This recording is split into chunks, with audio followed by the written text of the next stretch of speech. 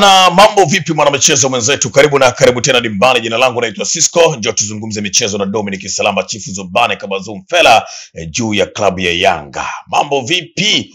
Wananchi wako vizuri ama walibahatisha dhidi ya FAR Rabat? Basi Salamba anakwenda kutuambia mechi inayofuata dhidi ya JS Kabylie. Je, wananchi watachomoka kweli kweli, Kabylie ikiwa ametandikwa mabao mengi kwenye mchezo wa kwanza dhidi ya Ahli? Mambo yatakuwaje? Atakubali afungwe tena na Yanga kwenye uwanja wake wa nyumbani? Basi ungana nasi bwana, sako kwa bako, ili usilelee matangazo jadidi kweli kweli, siokuwa na shida wala shaka yote ile. Dominic Salamba, kwa vizuri bro? Niko vizuri kabisa. Uzima upo na hulalamiki? Namshukuru Mwenyezi Mungu. Ni jambo jema la kumshukuru Mwenyezi Mungu. Lakini nataka tutazame sasa Young Africans, mchezo wa kwanza baada ya kupata matokeo ya ushindi. Mchezo wa pili atakuwa mgeni mwenyeji JS Kabylie. Salamba, huu ni mchezo wa aina gani ukitazama matokeo ya michezo ya mwanzo kwa timu zote mbili? Kumbuka Young Africans alipata ushindi kwenye uwanja wa nyumbani bao 1-0. JS Kabylie yeye alifungwa bao 4 na Ahli. Je, ataruhusu kwa kibonde kwenye kundi dhidi ya Young Africans? Ukitazama huu mchezo, ni taswira gani unaipata kwenye kichwa chako? Kwanza nikiri kwamba Yanga wapo kwenye kundi gumu. Yes. Lakini kwenye kundi gumu kwa maana kwamba timu zote nne zina uzito unaofanana. Ndio tunasema kundi gumu, kwa maana wote wana masuala za kuweza kufanya vizuri. Kwa hiyo ni kundi ambalo kwenye kila mchezo unakutana nao lazima uweze kuma meno. Hakuna mechi ambayo utasema labda mechi ni mchekea na kibonde ramba. Zaidi tunataka kuzungumza hapo kwamba Yanga apata matokeo ya ushindi, lakini pia JS Kabylie alipoteza magoli 4-1. Kwa hiyo na yeye yuko nyumbani, kama unashindwa kujitetea nyumbani utakwenda kujitetea wapi? Kwa hiyo ni mechi ngumu, lakini ukweli ambao uko wazi ni kwamba ukichukua Yanga na JS Kabylie ukakompea, Yanga hizi mkubwa kuliko JS Kabylie. Maana kwa siku za karibuni kuanzia kwenye mchezaji achilie tu mbali kwamba JS Kabylie anatokea nchi ambayo imepiga toki soka, wanazungumzia Algeria, lakini kwa maana ya siku za karibuni uwezo, usajili, kikosi, Yanga na kikosi imara zaidi na kikosi ambacho kinaweza kufanya kitu kuliko JS Kabylie. Na nzuri zaidi, tayari Yanga amesha kufanya kitu tofauti katika ardhi ya Algeria. Katika mechi ya finali ya mkondo wa pili, kombe liko mezani, alipata matokeo ya ushindi dhidi ya USM Alger katika uwanja huo ambao anakwenda kuutumia. Kwa tayari ile mentality ya ushindi katika uwanja ambao umejaa watu wanapata mechi ya finali, kama alishinda mechi nyingine michuano kwa kiasi kitu kikubwa. Lakini pia kwenye siku za karibuni amecheza mechi nyingi katika ule ukanda wa Afrika Kaskazini. Ameenda Tunisia, amekwenda Egypt, amekwenda Algeria. Kwa hiyo kwenda kule ameenda Morocco, inapelekea sasa kuweza kuyafahamu mazingira na hakuna kitu kigeni. Lakini when it comes kwa maana ya qualities, Yanga ana nafasi kubwa ya kupata matokeo katika mechi ya away. Nimeangalia JS Kabylie inavyocheza, timu ambayo inategemea sana mipira mirefu, wanategemea kwenye long balls na hizo crosses nzuri, lakini timu ambayo sio nzuri kwenye kutengeneza mashambulizi kupitia katikati. Lakini pia ukiangalia wanapitika sana kwenye eneo la pembeni, hasa upande wa kulia, upande ambao Yanga wamekuwa wakitumia pale sehemu yao ya kuweza kushambulia. Kwa binafsi kiangalia, nafikiri Yanga ana nafasi kubwa kupata matokeo katika mechi dhidi ya JS Kabylie akiwa iko away. Ndio, Dominic Salamba, umezungumza kulingana na ubora wa timu zote hizi mbili na nafasi kubwa umewapa wananchi kwa maana Young Africans kupata matokeo ya ushindi kwenye mchezo unaofuata kwa maana ya Ijumaa hii, ni kivumbi na jasho. Lakini miongoni mwa silaha nzito na silaha kubwa kwelikweli za timu kutoka Afrika Kaskazini ni kutumia vyema viwanja vyao vya nyumbani, hasa wanapokutana na timu ambazo zinatoka nje ya ukanda wao. Hata kama hiyo timu inaweza ikawa bora kiasi gani, lakini wao huwa wanajivunia namna ambavyo wamekuwa na mbinu zao, namna ambavyo wanafanya shughuli zao za hujuma mbalimbali kupata matokeo ya alama 3. Hii haitakuwa kikwazo kwa Young Africans na kudondosha alama pale Algeria. Yaani unapozungumzia timu kutoka Afrika Kaskazini wanakuwa na ubora kwa nyumbani, inategemea na wewe unakuwa na ubora kwa namna gani. Ni kujiandaa. Nazungumzia Esperance mechi yake ya kwanza dhidi ya Stade Malien. Ameshindwa kupata bao nyumbani. Hapa Tunisia. Haikuwa rahisi siku za nyuma huko timu kutoka Afrika Magharibi, Kaskazini, kutoka kama Magharibi, kutoka Afrika Mashariki kupata pale point hata moja. Kwa sababu mazingira yao yalikuwa tofauti, wachezaji wengi walikuwa wanakutana kitu tofauti, ile atmosphere ile, kasi ya mchezo ambao wanakuwa nayo. Kwa hiyo ukijiandaa ukawa na fitness nzuri, ukawa na watu ambao wanaweza ku overcome pressure. Waarabu ambacho kinachowasaidia kikubwa, wanakuja wakiwa wana pressure. Kama timu yako haiko fit, yaani kama usimamo wachezaji wako wako vizuri, utabana utaachia tu. Yaani wanakulazimisha kufanya makosa, lakini pia wanakuwa wanabeba na ile hali ya baridi. Unakuta mechi ni saa 1 usiku, saa 3 usiku, kule kwa usiku ni maeneo ya jangwa, kuna baridi kali, kuna upepo, na hizi timu nyingine zinatokea kwa ukanda ambao kulikisha nyuma mechi nyingi za saa 10. Kwa hiyo mtu akiwa ana transfer, yani anahama kutoka saa 10 unampeleka Algeria, amekaa siku ya pili akacheze mechi, ni kama mfungo mawe. Okay. Unakuta watu walikuwa na siku za karibuni Yanga ukiangalia sehemu kubwa zake nyingi sasa anacheza usiku. Yes. Muda ambao wao wanakuwa imetulia, sehemu kubwa sana. Lakini pia wamekwenda kule mara nyingi. Ndio maana wanatoka mapema. Kwa hiyo issue ya hewa sasa hizi sio issue tena. Kwa tayari wamekwenda mara kwa mara na wanajua. Okay. Hiyo fitness imeshapanda. Kwa hiyo kubwa ukiweza kwa contain wale 15 minutes za mwanzo hawanaga shughuli. Kwa hiyo naona kwamba kitakachokwenda kuamua sio ni kwa nyumbani. Kitakachokwenda kuamua sio fitness, sababu tumezungumza pia fitness ukanda ule ni watu wa fitness sana. Ilikuwa zamani ilikuwa ni kwamba wanakuchukua wenyewe, wanakupokea, wanakutafutia hoteli, wanakupa chakula, wanakupatia gari. Bravo. Huwezi kuwa salama. Okay. Kwa ukarimu gani ambao wanakupatia? Hakuisha kwenda kushindana. Sasa hizi Simba na Yanga timu nyingine zinakwenda kule wanachukua hoteli zao. Ukiangalia mechi nyingine Singida na Belouizdad, ni basi Singida tu amekosa umakini dakika za mwanzo, nimeshakwambia kwamba wale ukiweza kwa contain dakika za mwanzo hakufanyi kitu. Singida ameingia na ule ugomvi mashindano, akapozidi mbiza haraka, mechi imekwisha. Lakini baadaye Simba wakaona Singida wakakwenda kwenye game, wakaanza kucheza. Kwa hiyo ni kuweza tu kumaintain zile 30 minutes za kwanza. Ukiweza kuzimaintain zile, ukaweza kunywa pressure yao ile, ukaweza kuwatuliza, hawana kitu cha ziada. Kwa hiyo naiona kwamba Yanga anafahamu haitakuwa mechi rahisi, lazima utakuja kulazimisha na wanaweza kucheza na waamuzi. Tunafahamu. Yes. Wanaweza kucheza na waamuzi sana kulazimisha penalty na foul na nini. Na kingine kubwa sana kubwa ni aerial balls. Ukiweza kudhibiti mipira ya crosses, foul zile, Mwarabu ni ngumu kupata matokeo. Kwa uwezo wao mkubwa sana wanatumia walinzi wao kuweza kufunga mipira ile iliyokufa.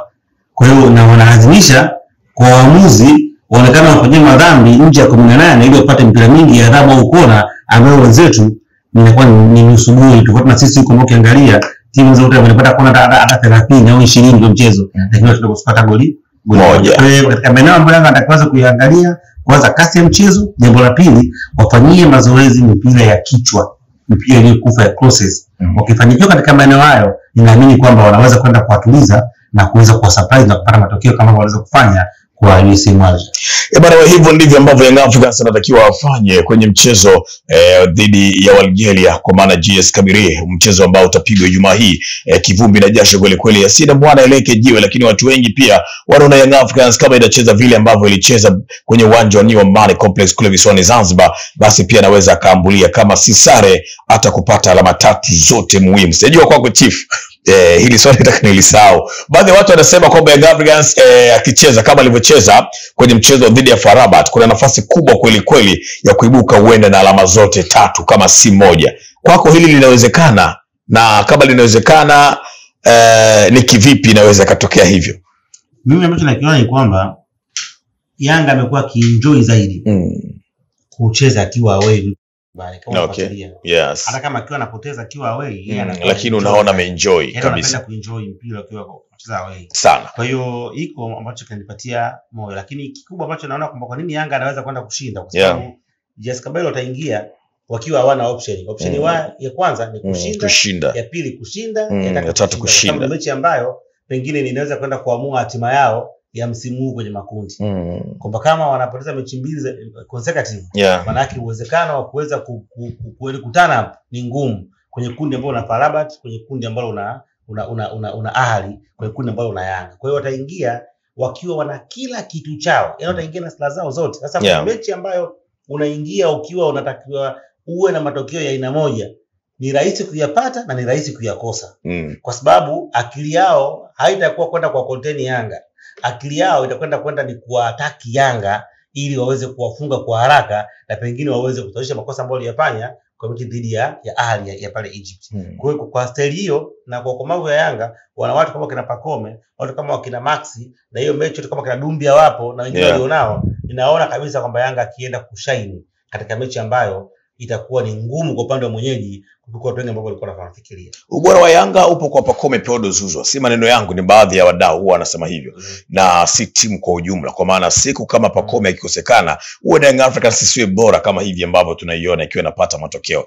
Hayo pia yote ni maneno ambayo yanazungumzwa na wadau wengi wa soka. Ni kweli kwa mtazamo wako na uelewa wako mkubwa wa soka, Dominic Salamba, Young Africans ubora wake na uimara wake upo miguuni mwa Pacome Pedro Zouzoua pekee? Hapana. Pacome anaisaidia timu kupata option. Yaani uzuri wa Pacome ni kwamba anaifanya timu iweze kuwa na machaguo mengi ya kuweza kushambulia. Hiyo ndio silaha ambayo Yanga anakwenda kuwaofa. Yaani anaweza akawafanya Yanga washambulie katikati, washambulie kulia, washambulie kushoto. Uwezo huo anao. Kwa hiyo wakati wote anapokuwa kiwanjani, kama timu pinzani tengeneze mpango mkakati usiopungua watu watatu kuweza kumdhibiti. Hasa unapokuwa na huo mpango unakwenda kupunguza kasi kwenye maeneo kwa kufanya yaweze kuwa vulnerable, yaweze kuwa open na watu waweze kuyatumia. Kwa hiyo kitu kimsingi anawasaidia. So ukiangalia kutokana na uwepo wake yeye, kuna wakati unamuona Dube anapata space, kwa wakati unamuona Mdasi anapata mara kukimbia, kwa sababu Pacome huwezi kumfuata mtu mmoja. Anafanya yeye kazi yake, na mwalimu amegundua hata sasa hizi anaanza kushambulia kutokea chini ili aweze kuharibu mpango wa kuzuia. Kwa sababu akianza kushambulia kutokea chini, obviously namba 6, namba 8 na namba pengine wakati na namba 10 itawalazimu wao wote waanze kudili na Pacome. Ukiina Pacome anakwenda kuadi wewe namba 2 au namba 3. Kwa hiyo tayari ile strength ya kwenye defense inakwenda kupungua, watengeza ile gap inakuwa ni kubwa, ambalo sasa kama unakuwa na washambuliaji wazuri wanaweza kwenda kulitokea, kwenda kukitumia. Kwa hiyo kimsingi ni kweli kwamba Yanga anawaongezea option katika maeneo ambayo Yanga itakiwa waweze kuwa vulnerable kwa maana ya namba, yanakwenda kufanya Yanga waweze kuwa outshine opponent kwa kuwa na namba ndogo, kwa sababu namba kubwa inakwenda kumwangalia ili iweze kumdhibiti. Siri ya mchezo wanasema ukiwini kiungo basi utakuwa una asilimia kubwa ya kuwini mchezo mzima na kupata matokeo. Kwa Mwalimu Pedro, kwa jinsi ambavyo anafundisha Young Africans na mchezo ambao umempa heshima na kumuona kwamba mwalimu huyu ana kitu na atafika mbali, ni dhidi ya FAR Rabat. Ukitazama muundo wake, nini hasa tegemeo lake kiwanjani? Uti wake wa mgongo utabaki kuwa kwenye kiungo, ama ni silaha ipi ambayo anapenda kuitumia kuhakikisha kwamba ajilinda vyema na kupata matokeo mazuri? Ukiacha kumzungumzia Pedro, silaha kubwa ya Yanga kama wachezaji hao watatu wakiamka vizuri, Duke Abuya, Mudathiri haya, Max wakaamka vizuri, Yanga ni ngumu kuweza kufungika. Hapo ndo kwenye siri ya Yanga. Na sio kwa ardhi ya Tanzania, kokote pale. Yaani hao wachezaji watatu, Duke Abuya, Max, Mudathiri haya, wakiwa katika ubora wao, kuifunga Yanga kufanya kazi kubwa sana. Kwa sababu hao ndio wanatengeneza ile ni balance kwenye timu kati ya kushambulia na kulinda. Hao wakiwa sahihi. Awe Jobu, awe Baka, awe Asinki, awe Mwamnyeto, atakuwa comfortable. Kwa sababu watakuwa nakutana na mashambulizi wao wakiwa na namba kubwa ya wachezaji wa ulinzi kuliko opponent ambaye anakwenda kushambulia. Kwa wanakuwa na option ya kuweza kulinda wakiwa hawana pressure. Lakini hao wakiwa vizuri, maana yake wanafanya Yanga wanakwenda kuiongezea namba kwenye eneo la mwisho. Yanga inakuwa ina faida ya kuwa na watu 5 mpaka 6, kwa maana kwamba hapo utakwenda kumuongeza kama ni Pacome, utakwenda kumuongeza kama ni Zeni Mwenda kulia, au kama kushoto Mohamed Hussein utakwenda kumuongeza na labda na Dube au na Andy Boyle. Kwa hiyo unakuwa na watu 6 katika eneo la mwisho. Unapokuwa na watu wengi, maana yake unakuwa na uwezo mkubwa wa kutengeneza option za kufanya penetration pass ziweze kupita na kuweza kuzitumia. Kwa hiyo mimi naona kwamba ubora wa Yanga au silaha ya Yanga ni hao watu watatu, wakiwa katika ubora wao uliotimia, Yanga anakuwa anatamba popote pale katika bara la Afrika. Salama, tumemaliza vyema kweli, lakini si busara na wala si hekima kama nitakuache hivi bila challenge kidogo kwenye klabu ya Yanga, hasa kwenye siku za hivi karibuni unavyozidi kuimalika. Hapa una Mohamed Hussein Shabalala, Zimbo Jeyara pale, unamwamba kweli Mayday. Nani unakwenda naye? Hii swali nisha kujibu soma la moja. Wana watu wawili ambao wana vitu viwili tofauti. Mechi ambayo unakwenda kulinda, unaamini mechi hii inakwenda kushambuliwa, unakwenda kucheza na Ali kwake, anataka matokeo, uwezi kuanza na Shabalala. Utaanza na Shadrack Kiboka. Shadrack mwingi itakulazimu uweze kusubiri. Yaani unakuwa ni second team. Wanaingia kwenda kukaba, alafu nishambulia kwa kushtukiza. Kwa muda mwingi itakuwa na kazi ya kukaba mimi kuliko kwenda kushambulia. Mechi ambayo unaingia kwenda kupress, unaamini kwamba opponent wako anakwenda kukaa nyuma, unataka wewe kwenda kumfungua, there is no way kumwacha Mohamed Hussein. Kwa hiyo wana hizo variety mbili. Kwa hiyo itategemeana na mpango mkakati.